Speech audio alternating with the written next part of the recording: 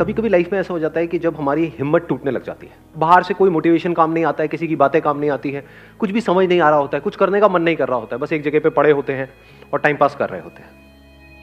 अपने गोल की तरफ आपने बड़ा एफर्ट किया, बहुत मेहनत करी, अपना सब कुछ लगा दिया उसमें, लेकिन रिजल्ट उसका बिल्कुल अपोजिट आया जैसा आपने सोचा था।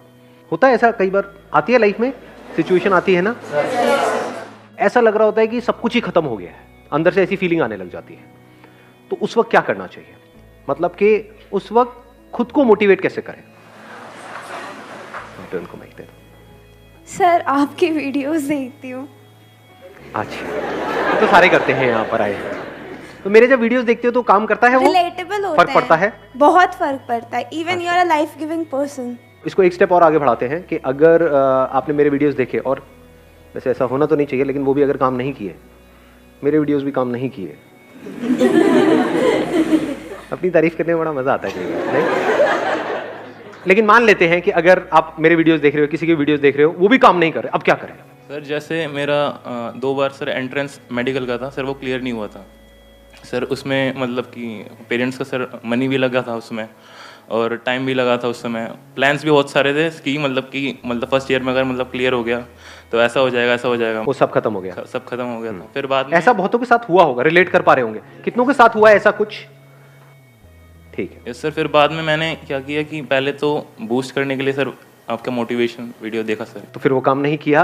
नहीं सर, वो टेम्परेरी बेस पे काम करता है। टेम्परेरी बेसिस पे किया, मतलब रेगुलर काम नहीं करता। मतलब आपने मेरा दिल रख लिया तो नहीं सर, मुझे लग रहा था काम ही नहीं किया, मतलब देखा है क्या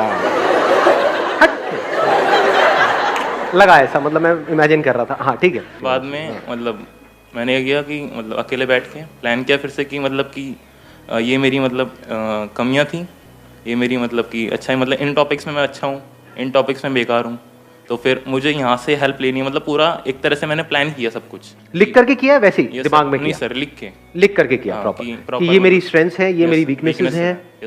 क्या इसके अलावा एक और काम भी हमने किया? क्योंकि अगर वो भी करें तो और बेटर हो सकता है। दैट इज कि जब मैंने वो तैयारी करी और मेरा नहीं हुआ, तो उसमें मैंने क्या गलतियां करी? एक तो है आपकी वीकनेसेस जिसके ऊपर आप काम कर रहे हो, एक है गलतियां। मे बी कि हमने मोबाइल पे बहुत ज्यादा टाइम पास किया। नहीं हाँ, क्योंकि हम सच औरों को नहीं बोल सकते ना, खुद को तो बोल सकते हैं ना। घर वालों को बोला तो बड़े जूते पड़ेंगे कि बेटे यही टाइम पास ही करना था, सुट्टा ही मारना था, मतलब आपके लिए नहीं वैसे, तो मेरे पैसे क्यों लगवाए, है ना? तो क्या ऐसा भी हम करते हैं लिख करके? कितने लोग एक्चुअल में करते हैं? बहुत कम, 2-3 लोग सर। वो भी सर टेम्परेरी, वो भी हम सीरियसली नहीं करते। समझ के 2 चीजें यहाँ पे करनी जरूरी है। एक तो ये पहले समझो क्या आपकी वीकनेसेस थी, और अगली बार अगर आप दोबारा से अटेम्प्ट करने वाले हो उसको स्ट्रेंथ्स में कन्वर्ट करना है। और अपने आप से ये भी सच बोलो कि क्या ऐसा हो सकता है, नहीं हो सकता है, कहीं मैं दोबारा अपना टाइम तो नहीं खराब करने वाला। कुछ ऐसी भी वीकनेसेस होती है किसी की, जैसे फॉर एग्जाम्पल सिंगिंग के लिए आप ट्राई कर रहे हो और आपकी आवाज ऐसी है कि जो भी सुनता है कान से खून निकलने लग जाता है, तो आप कह रहे हो कि यार मेरी वीकनेस है, मैं स्ट्रेंथ बना दूंगा। ठीक है, अच्छा है, ऑप्टिमिज्म अच्छा है, बट एक हद होती है ना, मतलब तो इस तरह से अपने आप से सच बोलना होता है कि मेरी वो वीकनेसेस है, उसको स्ट्रेंथ्स में कन्वर्ट करना है। उसके लिए क्या करना पड़ेगा? उसके लिए there is a price to pay. Effort लगाना पड़ेगा, हार्डवर्क करना पड़ेगा, पता नहीं क्या क्या करना पड़ेगा। क्या वो मैं करने के लिए तैयार हूं? क्या वो मैं कर सकता हूं? इफ यू से यस तो नेक्स्ट स्टेप पे जाओ, इफ यू से नो तो बात वहीं पे खत्म हो गई। अब कुछ और सोचो। नंबर 1। नंबर 2, उस वक्त मैंने क्या गलतियां करी? क्योंकि आप कुछ भी करते हो तो कुछ ना कुछ सोच समझ के करते हो। तो वो नहीं हुआ, दैट मीन्स आपको लग रहा था कि मैं कर लूंगा लेकिन नहीं हुआ, इसका मतलब पक्का है कि हमने बहुत सारी गलतियां करी है। उसको भी लिख लो। तो इससे क्या हो रहा है? हम प्रॉब्लम ओरिएंटेड थे, अब हम सॉल्यूशन ओरिएंटेड बन रहे हैं। प्रॉब्लम क्या है कि नहीं हुआ, मेरा नहीं हुआ, अब क्या होगा, पैसा चला गया, ये हो गया, ये सब क्या है? Problem oriented approach. आप क्या बन गए अब? Solution oriented. इसके बेस पे आपको एक बिल्कुल क्लियर आंसर मिल जाएगा कि आप दोबारा अटेम्प्ट करना है या नहीं करना है। क्योंकि अगर आप वही गलतियां दोबारा से करने वाले हो जो पिछली बार करी, तो छोड़ दो, मत करो। Don't waste your time, at least कुछ और तो करो। नहीं तो वही रिजल्ट आएगा जो पिछली बार आया। हाँ, आप माइक दे दो इनको। सर सबसे पहले तो मैं ये बोलना चाहती हूँ कि जो फर्स्ट ऑफ ऑल जो हमारी थिंकिंग है ना, जो हमें डिस्ट्रैक्ट कर रही है कि हम आगे नहीं बढ़ सकते हैं, हम नहीं बढ़ सकते हैं, उसे हमें स्टॉप करना चाहिए और बस यही बोलते रहना चाहिए कि आगे बढ़ो, आगे बढ़ो, आगे बढ़ो। लेकिन उसको स्टॉप कैसे करें? कैसे वहां से बाहर निकले? That is the point.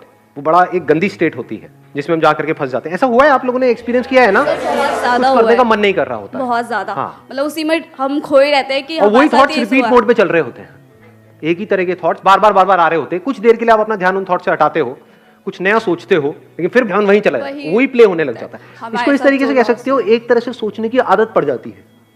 2-4 दिन में, 5 दिन में होता नहीं है, 2-4 दिन तक आप एक ही तरह का काम करते रहो, कुछ भी करते रहो। जैसे अभी मैं हाथ हिला रहा हूँ, 2-4 दिन तक ऐसे ऐसे करता रहो, उस दिन मिलूंगा, आए आओ भाई क्या गंदे गंदे इशारे कर रहा है।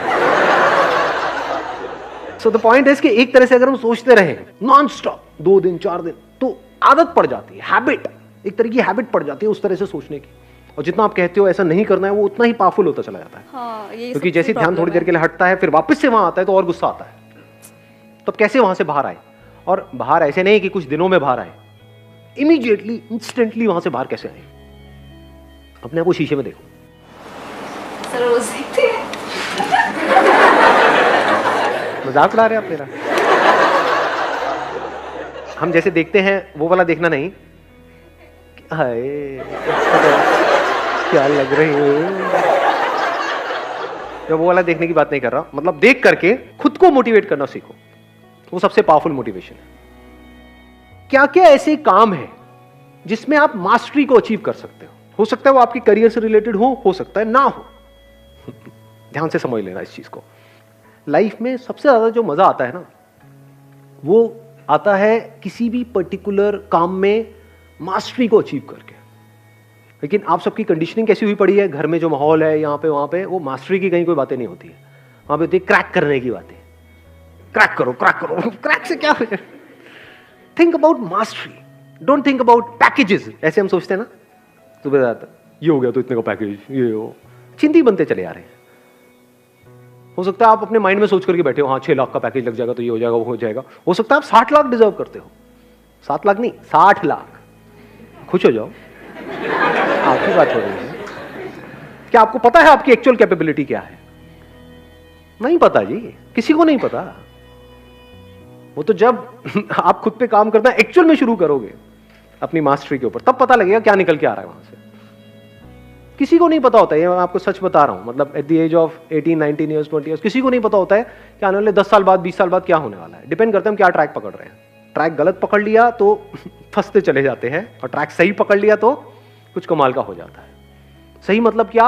अपना ध्यान फालतू की चीजों से हटाओ, मास्टरी पे ले आओ, एक्सपर्टीज पे ले आओ। इसका दूसरा वर्ड भी हो सकता है एक्सपर्टीज, कि क्या क्या ऐसे काम है जिसमें मैं एक्सपर्टीज को अचीव कर सकता हूं या कर सकती हूं। This gives you hell lot of energy, क्योंकि अब ये आपके हाथ में पूरा कंट्रोल है। क्रैक करना ना करना आपके हाथ में कंट्रोल नहीं है। कंपटीशन है, बहुत सारे फैक्टर्स वहां पे और प्ले हो रहे हैं। बट क्रैक करने के लिए जिस टॉपिक को मास्टर करना है वो किसके हाथ में है? वो आपके हाथ में है। वो करने के बाद भी आपका हो या ना हो, वो किसके हाथ में है? वो आपके हाथ में नहीं है। फॉर एग्जाम्पल किसी कंपनी में अप्लाई कर रहे हो जॉब के लिए, तो वहां पे कितना पैकेज आपको मिलेगा, कितना नहीं मिलेगा, किसके हाथ में है? आपके हाथ में है। वो कब है आपके हाथ में? जब एक्चुअल में आप एक्सपर्ट हो किसी पर्टिकुलर फील्ड के, तब आपके हाथ में है। तब आपसे एक्चुअल में पूछा जाएगा कि हाँ व्हाट डू यू एक्सपेक्ट। नहीं तो नाम के लिए पूछा जाएगा। आपसे पूछेंगे हाँ भाई what do you expect. Sir I expect around 50 lakh rupees per annum. 5,000 रुपये महीने का मिलेगा, करना है कर। ठीक है सर, जैसे आप कहें। तो if you set your goals correctly based upon mastery, mastery आप 2 तरह की चीजों में अचीव कर सकते हो ना। एक वो जिसका कनेक्शन पैसे से है, दूसरा जिसका कनेक्शन पैसे से नहीं है। फॉर एग्जाम्पल आपको बैडमिंटन खेलने का शौक है, उसमें आपको मेडल नहीं लेना है। आप तैयारी किसकी कर रहे हो? किसी एंट्रेंस की कर रहे हो। तो क्या आप शीशे में देख करके खुद को ये नहीं बोल सकते कि I am going to be a master of this badminton what I am playing, इसमें मुझे मास्टरी को अचीव करना। अच्छा उससे क्या होगा? पैसा मिलेगा? नहीं मिलेगा। एनर्जी मिलेगी या नहीं मिलेगी? एक डायरेक्शन मिलेगी या नहीं मिलेगी? हम लाइफ को ना बड़ा लीनियर तरीके से देखते हैं कि एंट्रेंस क्रैक करना है, इसका मतलब क्या है कि मेरे को दिन में 12 घंटे पढ़ना है, 16 घंटे पढ़ना है, और फिर ये करता चला जाऊंगा, वो क्रैक हो जाएगा। क्या 12 घंटे 16 घंटे पढ़ना इंपॉर्टेंट है या क्वालिटी ऑफ टाइम इंपॉर्टेंट है? What do we mean by quality of time? One pointed focus, 100% concentration, वो कहां से आती है? क्या उसका फिजिकल फिटनेस से कनेक्शन है या नहीं है? अंदर जो केमिकल लोचा चलता रहता है उससे कनेक्शन है या नहीं है? तो जब खेलते हैं तो क्या होता है? अंदर डोपामिन रिलीज होता है नहीं होता, पता है ना, इतना साइंटिफिकली हमको पता है ना। उससे क्या होता है, अच्छा फील हो रहा होता है। और मजे की बात बताऊं क्या है, आपको एक बहुत मजेदार बात बताता हूं। मैं डेली खेलता हूं बैडमिंटन पिछले काफी टाइम से, तो हमारा अपना एक ग्रुप बना हुआ है और है, ज्यादातर सब